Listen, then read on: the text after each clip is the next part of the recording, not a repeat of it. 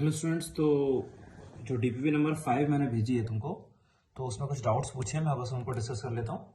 ठीक है। तो मैं पहले जो तुमने बताया मेरे को डाउट जो है, सबसे पहला डाउट है क्वेश्चन नंबर 4 में। ठीक है।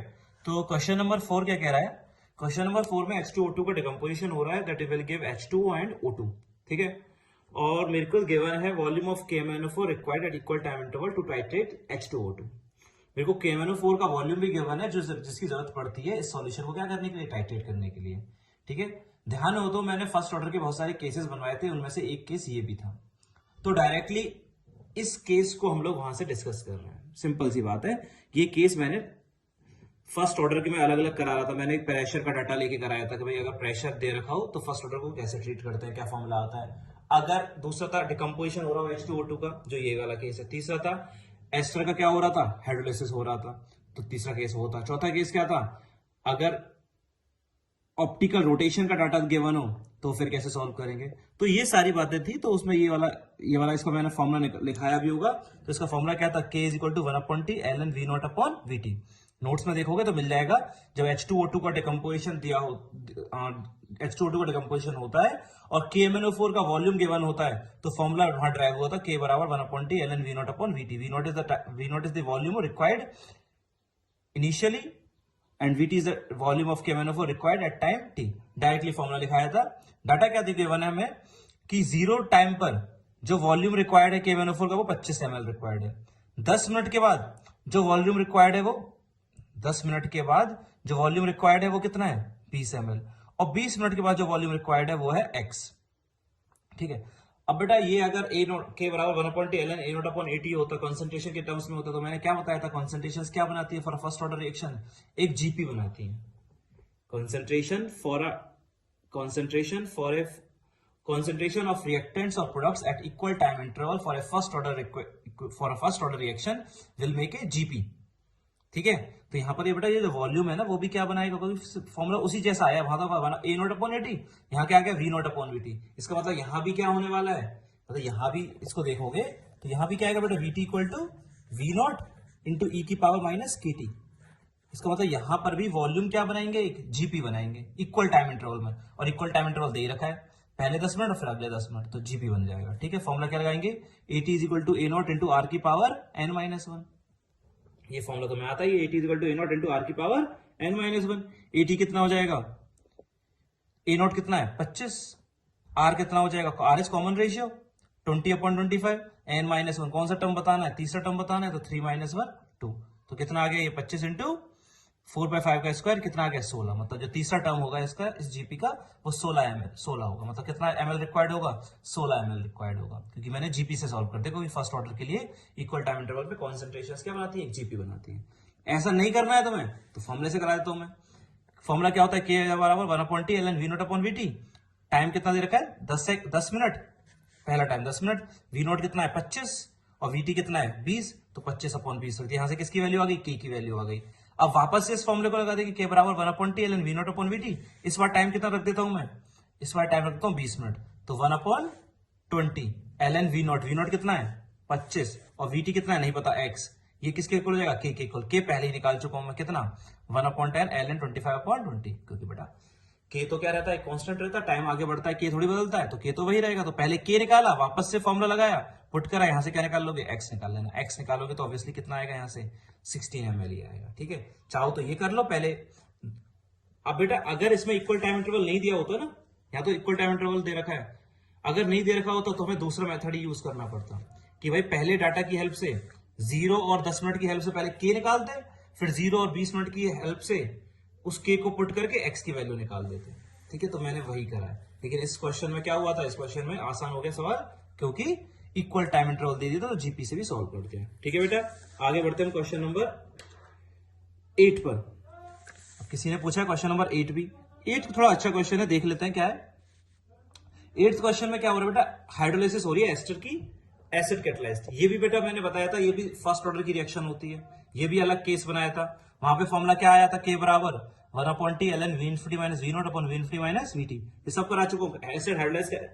Acid catalysed hydrolysis of ester के लिए फॉर्मूला था, V infinity is the volume of NaOH required at infinite time, V nought is the volume of NaOH required at time initial time and VT is the volume of NaOH required at time t।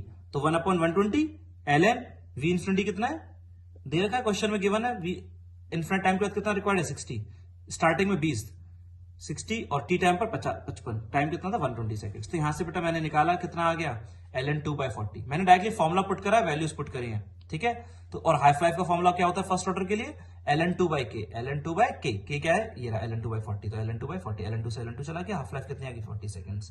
तो पहला काम तो हो गया। मेरे को दो चीजें निकालनी है इस क्वेश्चन में, देख रहा हूं इसने पूछा कैलकुलेट ABCD, और AB क्या है, AB है हाफ लाइफ, तो हाफ लाइफ से निकाल चुके हैं। और CD क्या है, CD is the concentration of H+, ये जो कैटलिस्ट हमने लिया है H+, इसकी कंसेंट्रेशन है CD, तो वो भी निकालनी है। तो अगला काम है हमारा CD निकालना।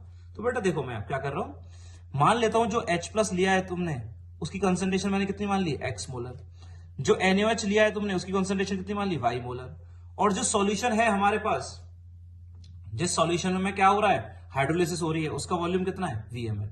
क्या बोला है उसने, V सॉल्यूशन पे जो है उसका टाइट्रेशन हम करा रहे हैं किसके साथ, NaOH के साथ, अलग अलग टाइम पर। मतलब वो जो सॉल्यूशन हमारे पास पहले थी, मतलब ये रिएक्शन जिस सॉल्यूशन में हो रही थी उसका वॉल्यूम मैंने फिक्स कर रखा है कि भाई इस वॉल्यूम को NaOH के साथ टाइट्रेट करा दो। Same volume of the solution is titrated against NaOH, ठीक है। तो जो सॉल्यूशन का वॉल्यूम ले लिया मैंने, वो कितना ले लिया VmL।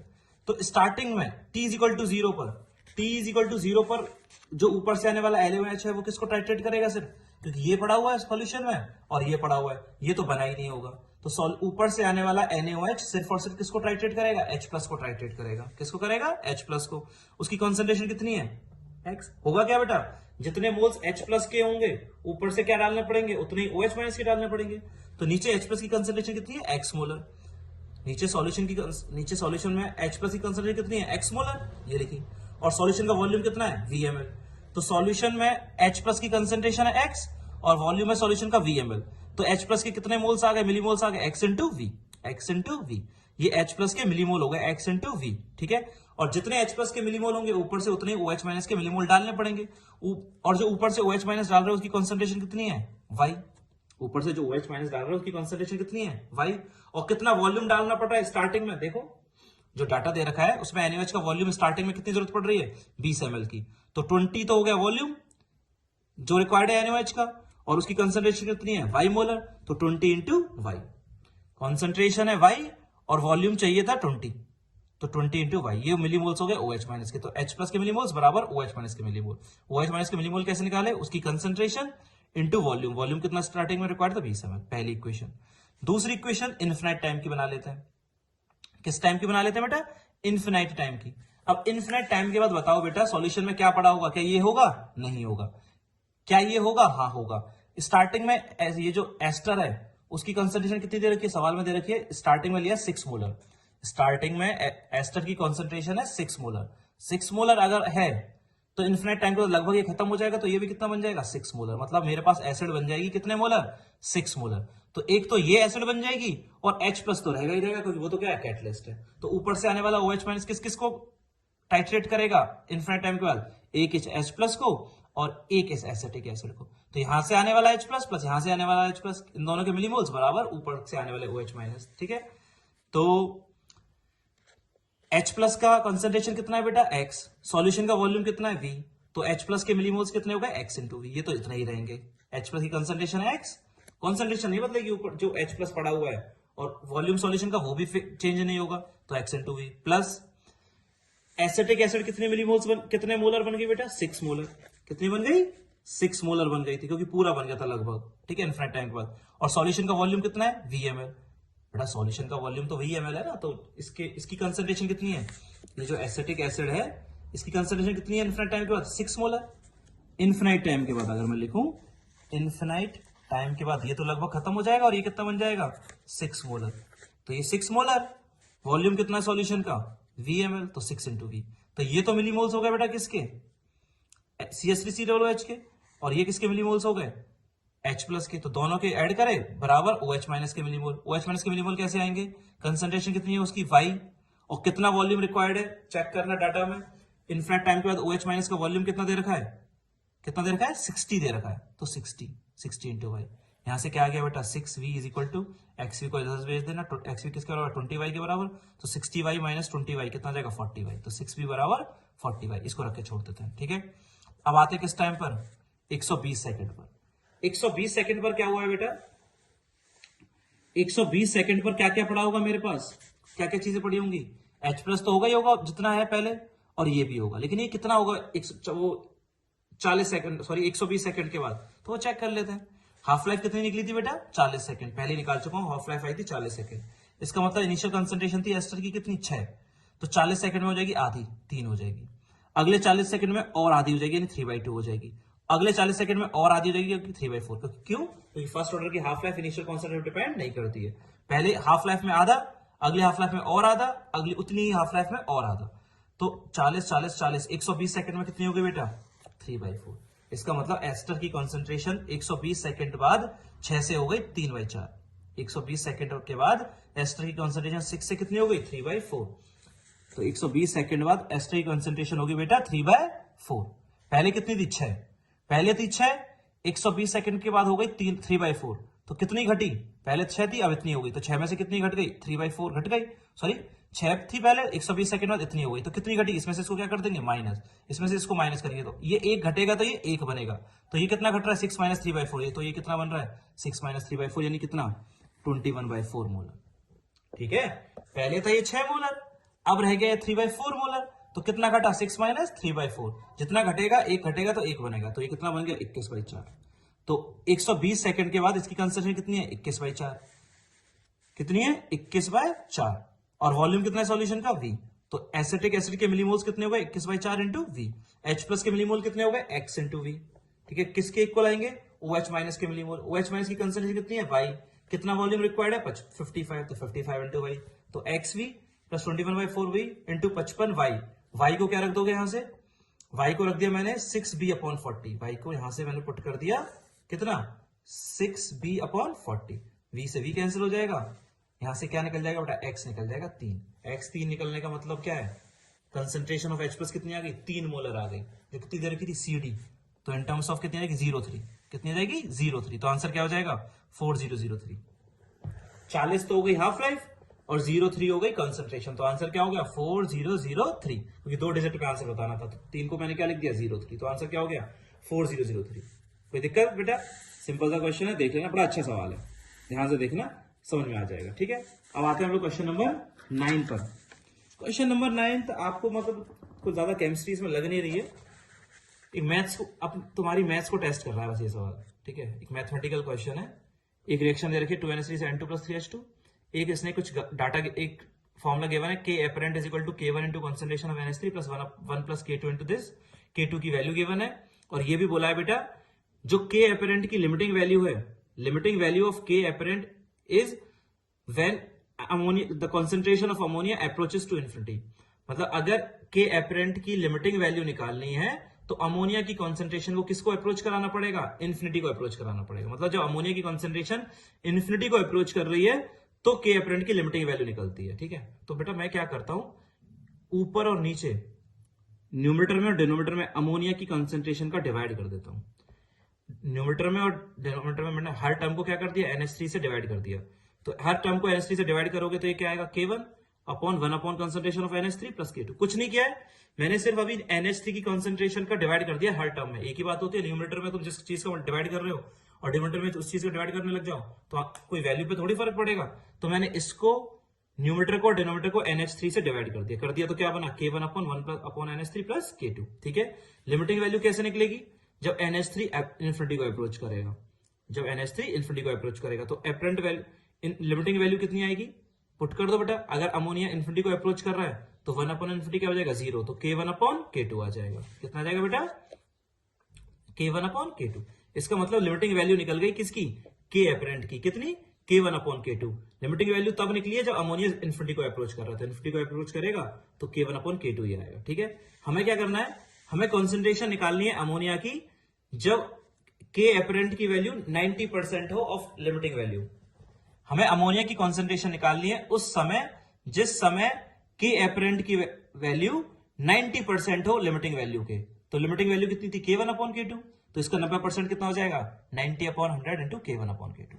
मतलब अब K एपरेंट की वैल्यू हो गई 90% ऑफ K1/K2। तो K एपरेंट की वैल्यू क्या रख दी मैंने यहां पर 90% of K1/K2 is equal to क्या लिख दिया K1 into NH3 upon 1 plus K2 into NH3। K1 से K1 क्या हो जाएगा कैंसिल हो जाएगा, K2 हमें गिवन ही है, फॉर्मूले में सारी वैल्यूज पुट करना, यहां से NH3 कंसेंट्रेशन आ जाएगी कितनी, सॉरी यहां से 1/10 की पावर 5 मतलब 10 की पावर -5 आ जाएगी।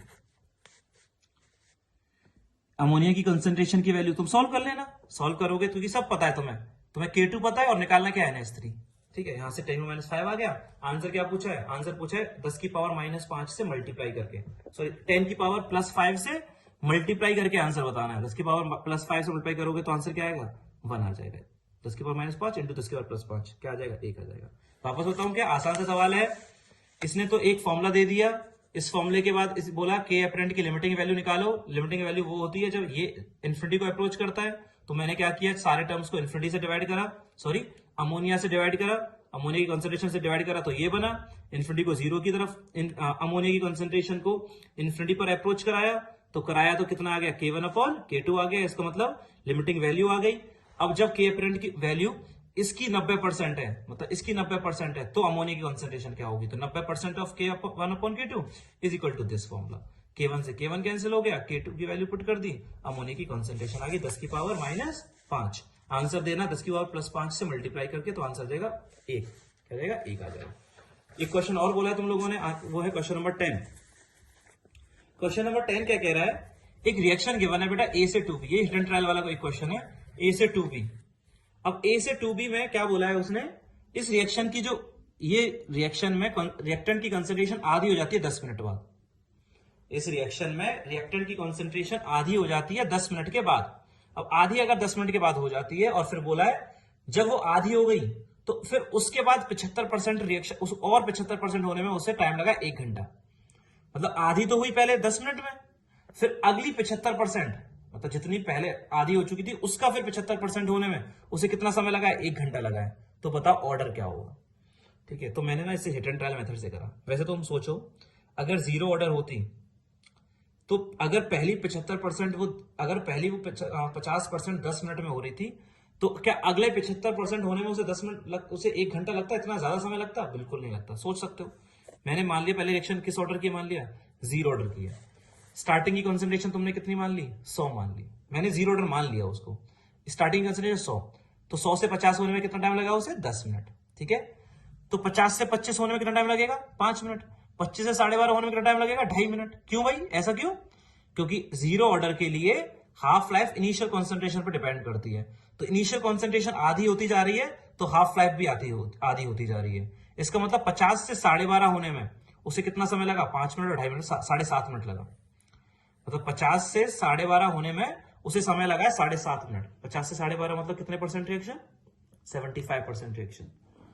50 से 12:30 होने का मतलब है कितने परसेंट रिएक्शन हो गई, अगली 75% रिएक्शन हो गई। 50 से 12:30 हो रहा है ना, तो कितनी रिएक्शन हो गई, ये 50 का 25 मानी 50% और इसका भी 50%, यानी टोटल कितनी रिएक्शन होगी यहां से यहां तक की 75%। तो 75% होने में 7.5 मिनट लग रहा है और मेरे को तो कितना आंसर दे रखा था, 1 घंटा। इसका मतलब 0 ऑर्डर नहीं है। मान लेते हैं ये रिएक्शन किस ऑर्डर की है, फर्स्ट ऑर्डर की। तो 100 से 50 होने में कितना टाइम लगा, 10 मिनट। 50 से 25 होने में कितना टाइम लगेगा, 10 मिनट। 25 से 12:30 और आधा होने में कितना टाइम लगेगा, 10 मिनट। क्यों? क्योंकि फर्स्ट ऑर्डर के लिए half life initial concentration depend नहीं करती है। इसका मतलब 50 से 12:30 होने में कितना टाइम लगा उसे, 10 और 10 20 मिनट। मतलब अगली 75% रिएक्शन खत्म होने में उसे टाइम सिर्फ कितना लगा है, 20 मिनट। और आंसर कितना आना चाहिए था, 1 घंटा। इसका मतलब ये फर्स्ट ऑर्डर भी नहीं है। अब आते हैं हम लोग किस ऑर्डर पर, सेकेंड ऑर्डर पर। सेकेंड ऑर्डर में क्या है, half life is inversely proportional to A0। Half life का फॉर्मूला आया होगा 1/A0 into K for a second order कराया है मैंने, तो वहां पर इनवर्सली प्रोपोर्शनल है। ठीक है, चलो 100 से 50 होने में कितना टाइम लगेगा उसे, 10 मिनट। तो 50 से 25 होने में कितना टाइम लगेगा वो उसे, इनिशियल कॉन्सेंट्रेशन आधी हो गई तो हाफ लाइफ दुगनी हो जाएगी। इनिशियल कॉन्सेंट्रेशन आधी हुई तो हाफ लाइफ अब कितनी हो जाएगी, दुगनी। क्यों हो जाएगी बेटा दुगनी, क्योंकि half life is inversely proportional to A0। तो 50 से 25 होने में उसे टाइम लगेगा 20 मिनट, क्योंकि पहले हाफ लाइफ 10 मिनट थी, अब हाफ लाइफ 20 मिनट होगी। और 25 से 12:30 होने में और आधा होने में उसे अब टाइम लगेगा 40 मिनट, क्योंकि इनिशियल कॉन्सेंट्रेशन आधी हुई तो हाफ लाइफ और दुगनी हो गई, कितनी, 40 मिनट। इनिशियल कॉन्सेंट्रेशन आधी होती जा रही है, हाफ लाइफ दुगनी होती जा रही है। क्यों? क्योंकि for a second order reaction half life is inversely proportional to A nought. ठीक है, तो 50 से 12:30 होने में से कितना टाइम लगा? 20 मिनट और 40 मिनट, मतलब कितना घंटा? 1 घंटा। मतलब 75% रिएक्शन होने में 50 से 12:30, जब वो 75% रिएक्शन यहां से यहां तक हुई तो उसे टाइम कितना लगा? 1 घंटा। और हमें कितना दे रखा था बेटा? 1 घंटा ही दे रखा था। इसका मतलब कि ये जो रिएक्शन है that is a second order reaction. ये जो रिएक्शन गिवन है वो कितने ऑर्डर, किस ऑर्डर की दे रखी है बेटा? सेकेंड ऑर्डर की दे रखी है। ठीक है बेटा, ओके, थैंक यू।